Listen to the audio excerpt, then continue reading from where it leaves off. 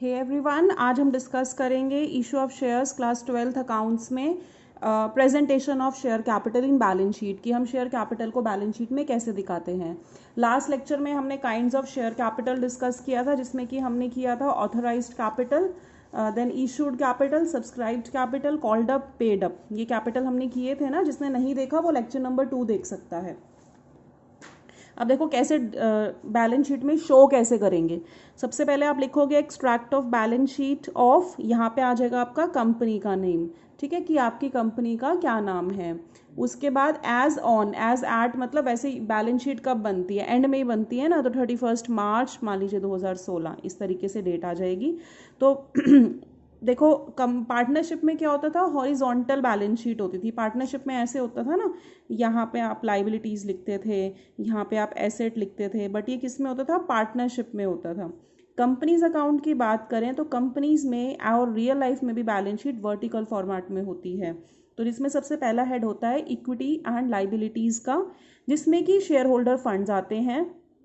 फिर आता है शेयर कैपिटल, तो हमें मेनली शेयर कैपिटल पे फोकस करना है, ठीक है। तो और शेयर कैपिटल की डिटेल हम कैसे देखेंगे, नोट नंबर 1 से। फिर हमारा रिजर्व्स इन सरप्लस, फिर हमारा आता है money received against share warrants. तो हमें मेन फोकस हमारा किस पे रहेगा कि शेयर कैपिटल की अमाउंट कैसे आएगी। तो वही सेम देखो, नोट्स आप प्रिपेयर करोगे तो कैसे प्रिपरेशन होगा। सबसे पहले हम लोग शेयर कैपिटल लिखेंगे कि कैसे कैसे आया। ऑथोराइज्ड कैपिटल लिखेंगे, मतलब कितने इक्विटी और प्रेफरेंस शेयर कंपनी इशू कर सकती है, और ये टोटल में इंक्लूड नहीं होगा, क्योंकि जितने कंपनी को ऑथोराइज्ड है हो सकता है कंपनी उससे कम इशू करे। उसके बाद इशूड मतलब कंपनी ने कितने इशू करे हैं, ये भी टोटल में शामिल नहीं होगा, इसीलिए इसके नीचे डबल लाइन है। क्यों? क्योंकि मान लीजिए कंपनी ने इशू करे 10,000, लेकिन एप्लीकेशन हो सकता है 8,000 के लिए आई हो, तो ये भी टोटल में शामिल नहीं होगा। उसके बाद आएगा सब्सक्राइब्ड कैपिटल। सब्सक्राइब्ड के जैसे कि हमने किया था, सब्सक्राइब्ड के 2 पार्ट्स होते हैं, subscribed and fully paid up and subscribed but not fully paid up. तो ये भी आ जाएगा subscribed and fully paid up में कि इक्विटी और प्रेफरेंस में कितने वाले शेयर हमने पूरे मंगाए और शेयर होल्डर ने पूरे दे दिए। और लेकिन जिसमें आप अलग से क्या मेंशन करोगे कि कुछ शेयर ऐसे भी हो सकते हैं कि उनके बदले में हमें कैश ना मिला हो, उनके बदले में हमें हो सकता है कुछ और कंसिडरेशन में मिल गया हो, तो हम वो ब्रैकेट में मेंशन कर देंगे। देखो, एक तो हो गया subscribe but not and fully paid up, फिर एक हो गया subscribed but not fully paid up. Not fully paid up मतलब कि आपने कितने शेयर में से हो सकता है 10 रुपये में से केवल 8 रुपये ही मंगाए हो, और उसमें से भी हो सकता है आपको कुछ पैसा ना आया हो, तो वो आप माइनस करोगे अरियर्स का।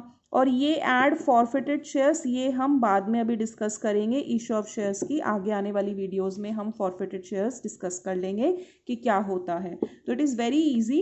सबसे पहले आप मेन बैलेंस शीट में हम लोग equity and liabilities, share holder funds में 3 अमाउंट हैं, share capital, reserves in surplus, money received against warrants, but हमारा फोकस किस पे रहेगा, शेयर कैपिटल पे। फिर नोट्स टू अकाउंट्स में ऑथोराइज्ड का टोटल बैलेंस शीट के टोटल में शामिल नहीं होगा, इशूड का भी नहीं होगा। उसके बाद सब्सक्राइब्ड का टोटल बैलेंस शीट में इंक्लूड होता है। तो फिर ये जो फाइनल अमाउंट आती है यही आप कहाँ पे लिख देते हो, ऊपर मेंशन कर देते हो। अभी हम प्रैक्टिकल क्वेश्चन डिस्कस कर लेते हैं, उससे आपको और क्लैरिटी आ जाएगी। So let us start with the question. Newbie Limited was registered with an authorized capital of 5 lakh rupees 5 lakh। तो देखो साथ साथ लिखते चले जाते हैं एक बार क्लैरिटी के लिए। कंपनी का ऑथराइज्ड कैपिटल कितना था, 50,000 शेयर का था, एक शेयर 10 रुपीज़ का था, तो ऑथराइज्ड कैपिटल हमारा कितना हो गया, 5 लाख रुपीज़ का। मतलब 50,000 से ज़्यादा के शेयर कंपनी इशू नहीं कर सकती। उसके बाद क्या रखा है, लेकिन कंपनी ने कितने ऑफर किए पब्लिक को, 30,000 शेयर, यानी कि कंपनी ने इशू कितने करे, 30,000 शेयर इशू करे, और एक शेयर वही 10 रुपये का होता है। तो 5 लाख में से कंपनी ने इस टाइम पे 3 लाख शेयर इशू कर लिए, राइट। और ये शेयर इशू करे हैं एट अ प्रीमियम ऑफ 20 पर शेयर।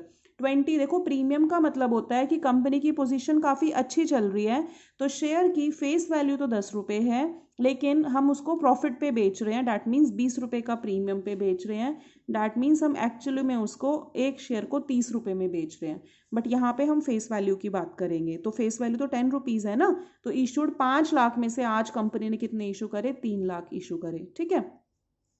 लेकिन एप्लीकेशन कितने की आई, 28,000 शेयर्स की एप्लीकेशन आई और सभी को अलॉटमेंट दे दिया, मतलब सभी को शेयर दे दिए। तो ये कौन सी टर्म होती है, सब्सक्राइब्ड की टर्म होती है ना। सब्सक्राइब्ड मतलब कितने की एप्लीकेशन आई, 28,000 शेयर्स की एप्लीकेशन आई, यानी कि एक शेयर 10 रुपये का था। तो फेस वैल्यू की बात करें तो कितने रुपए की सब्सक्रिप्शन हुई, 2,80,000 के। अब आपको और क्लैरिटी आएगी ना कि कंपनी को अलाउड था 50,000 इशू करना, कंपनी ने उसमें से आज 30 करे, लेकिन एप्लीकेशन कितने की आई, 28,000 की आई, राइट। तो इसका मतलब कंपनी फ्यूचर में 22,000 के शेयर और इशू कर सकती है। उसके बाद सभी कॉल्स मंगा ली गई, सभी मिल भी गई, लेकिन फाइनल कॉल 2 रुपये की 200 शेयर पे नहीं मिली। तो जो पैसा हमें नहीं मिलता उसको हम क्या बोलते हैं, उसको हम बोलते हैं कॉल्स इन अरियर। तो आपको क्या पता है, 200 शेयर पे 2 रुपये नहीं आए, यानी कि अरियर का अमाउंट कितना हो गया, 400 रुपीज़। और आपको ये शेयर कैपिटल बैलेंस शीट में शो करना है, किस तरीके से शो होगा।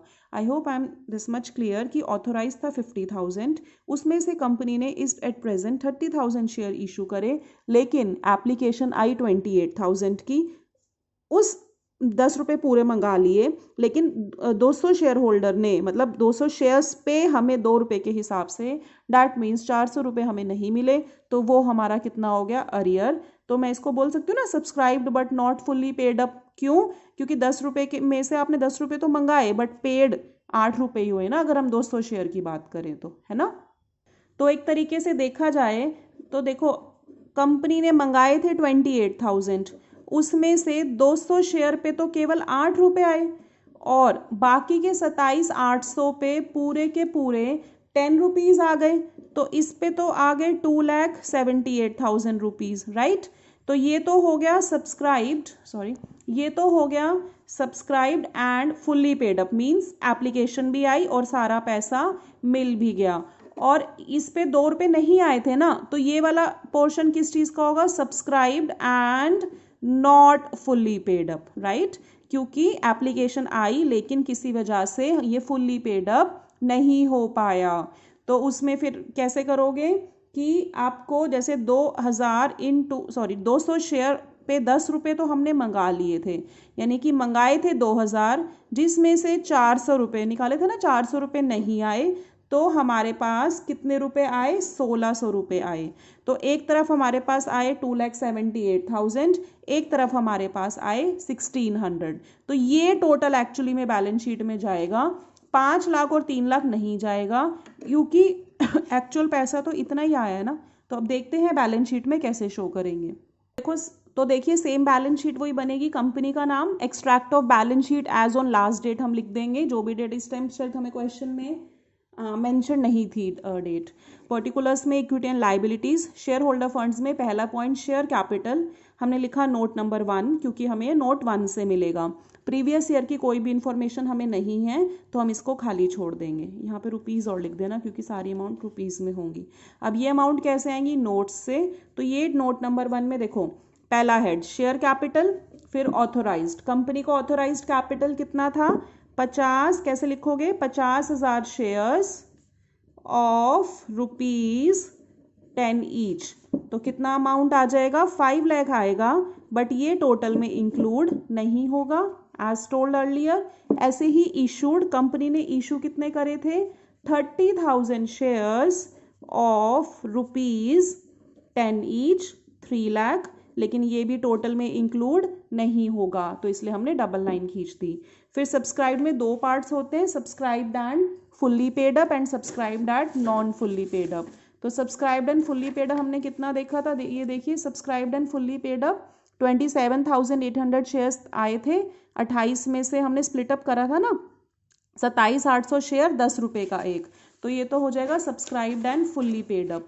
तो हम क्या लिखेंगे, 27,800 शेयर्स, इक्विटी शेयर्स, अगर क्वेश्चन में इक्विटी शेयर मेंशन है तो इक्विटी वर्ड मेंशन कर देना, of ₹10 each, fully called up, आपने पूरे के पूरे 10 रुपये मंगा भी लिए तो ये कितना हो गया 2,78,000, लेकिन नॉट फुल्ली पेड अप कितना है, बाकी बचे 200 equity shares of ₹10 each, fully called up, मतलब आपने मंगाए तो पूरे है ना, फुल्ली कॉल्ड अप तो आपने मंगाए कितने 2,000 रुपये, लेस आपके पास कितने पैसे नहीं आए, तो लेस कितना हो जाएगा, कॉल्स इन अरियर्स, 200 शेयर्स पे आपके पास ₹2 के हिसाब से नहीं आए तो आपके पास 1,600 रुपीज़ आ गए हैं, तो इन टोटल 278 प्लस